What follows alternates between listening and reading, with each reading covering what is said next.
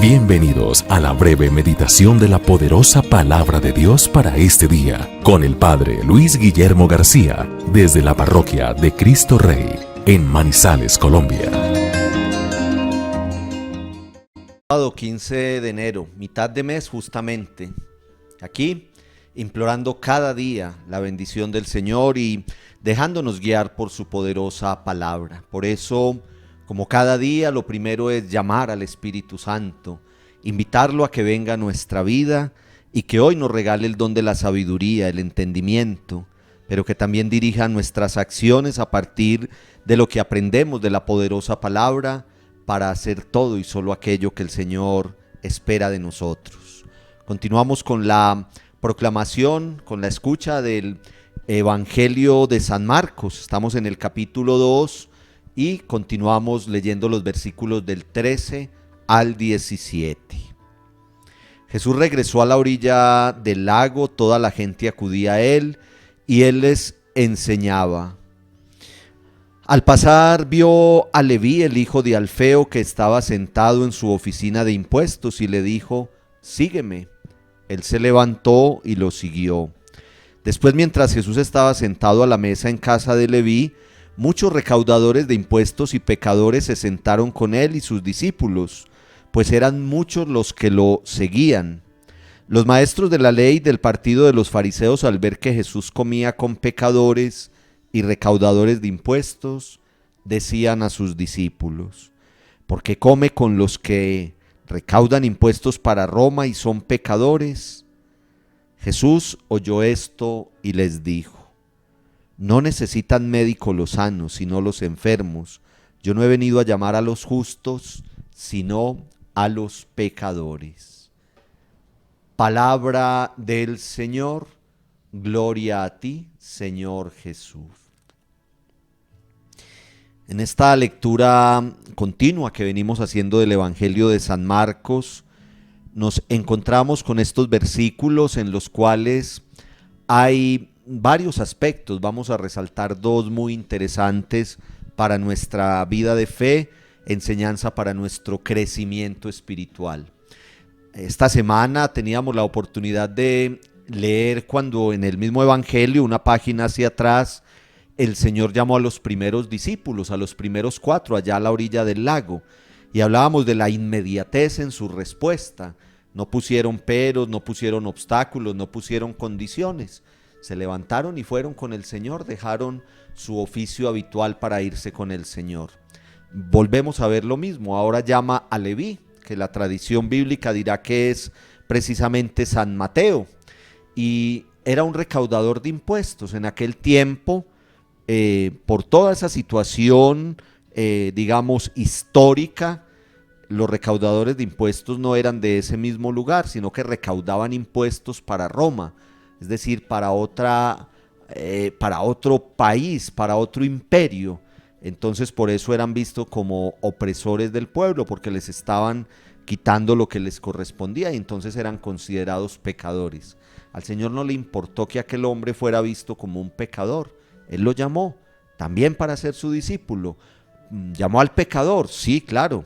Pues ¿a qué lo llama? A que se convierta, a que deje la vida de pecado, a que no explote más a la gente y se convierta en un discípulo suyo, en un hombre recto, fiel a todos los principios, moralmente hablando y religiosamente hablando. Ese es Leví, que será entonces luego el gran evangelista San Mateo. El Señor que llama y que espera que nosotros no pongamos ningún obstáculo, ninguna condición, ninguna objeción. Pero la enseñanza más importante es esa frase final, ese proverbio que el Señor utiliza y que para nosotros tiene que ser de mucha enseñanza. Ante el escándalo de los fariseos porque llama a un pecador, el Señor dice: no necesitan médico los sanos, sino los enfermos. Yo no he venido a llamar a los justos, sino a los pecadores. Para nosotros alcanzar la salvación, para nosotros alcanzar la bondad y la gracia total de Dios, lo primero es reconocernos pecadores.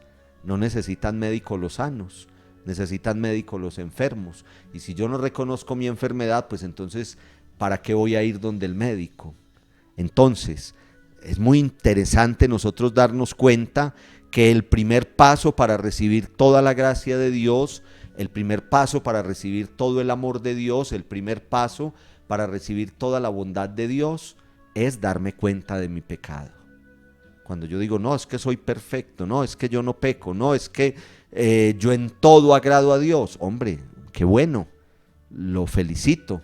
Entonces a ver si le ponemos una imagen con un lamparario en un templo, porque si ya su vida es perfecta y sin mancha, pues ya está listo para ser declarado santo. Tampoco es nosotros inventarnos pecados, es el otro extremo y pasa muchas veces que hay personas que dicen, no, es que yo soy muy malo, es que yo ya estoy condenado, es que yo soy lo peor, es que yo no merezco la misericordia de Dios. Ese extremo no está bien. No está bien el extremo de decir, ya soy inmaculado, ya soy santo, ya tengo aureola, pero también es malo el extremo de pensar que soy el peor de todos, que soy el más pecador, que ya no tengo remedio.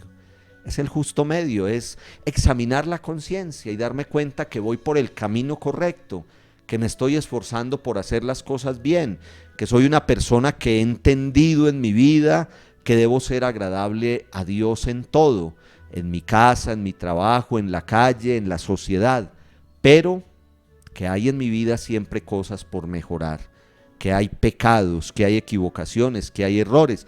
Para eso es el examen de conciencia. Yo le digo siempre a la gente en el confesionario que el examen de conciencia es para mirar mis pecados, pero también para mirar las cosas buenas que estoy haciendo, porque es que la conciencia no es solamente de lo malo, la conciencia también es de lo bueno.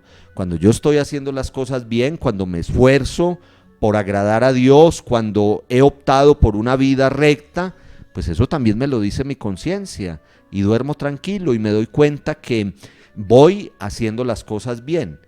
No soy inmaculado, no soy perfecto, pero voy en el camino. Así tiene que ser como nuestra vida de cristianos, hermanos y hermanas. Entonces, cuando el Señor nos dice, no he venido a llamar a los justos, he venido a llamar a los pecadores, porque no necesitan médicos los sanos, sino los enfermos, nos está invitando a todos nosotros a reconocer nuestro pecado, para Él poder administrar toda su gracia, su bondad, su amor, su compasión sobre nosotros. Pero si yo digo, soy perfecto, pues entonces no necesito la misericordia ni la bondad de Dios. Pero si yo digo, me equivoco, cometo errores, fallo, pero quiero salir de ellos, quiero enderezar el camino, quiero mejorar, pues entonces ahí va a estar Dios actuando con su gracia y su bondad en mi vida y ayudándome, eso sí, a cada día ser mejor. Decía el santo a sus discípulos, si te llega hoy el día de la muerte, a lo mejor Dios no te va a encontrar santo, pero te va a encontrar luchando por la santidad. Que esa sea nuestra meta, que ese sea nuestro propósito de vida, no ser santo de hoy para mañana, pero luchar por la santidad, que si el Señor toca hoy a nuestra puerta para llevarnos al otro lado, a la eternidad, nos encuentre luchando por la santidad y Él nos lo va a reconocer. Señor Jesús, en este día te pedimos la gracia para reconocer aquellas cosas en las que fallamos, nuestros pecados, nuestras equivocaciones, para que nos des tu perdón y para mejorar cada día. Ayúdanos hoy a luchar por una vida en santidad, que todo lo que hagamos sea para agradarte a ti. Bendícenos, Señor, en este día, derrama sobre cada uno de tus hijos que ve tu poderosa palabra, tu amor, tu presencia y tu poderosa bendición. Padre, Hijo, Espíritu Santo, amén. Siempre nuestro compromiso de orar por ustedes. En el altar están puestas todas sus intenciones. Los queremos mucho y saben que aquí están siempre en nuestra plegaria. Nunca se les olvide que solo Dios basta.